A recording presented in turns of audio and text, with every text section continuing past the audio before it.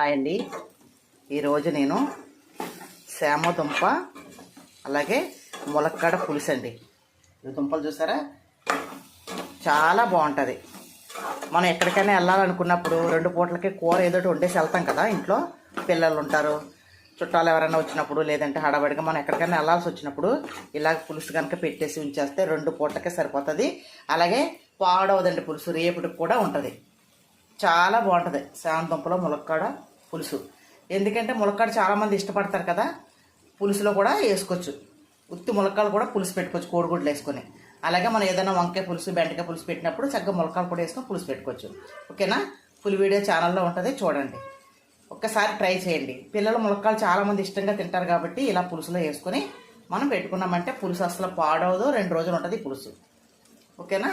Channel support చేయండి, subscribe చేసుకోండి మీకు కనుక నచ్చినట్లయితే.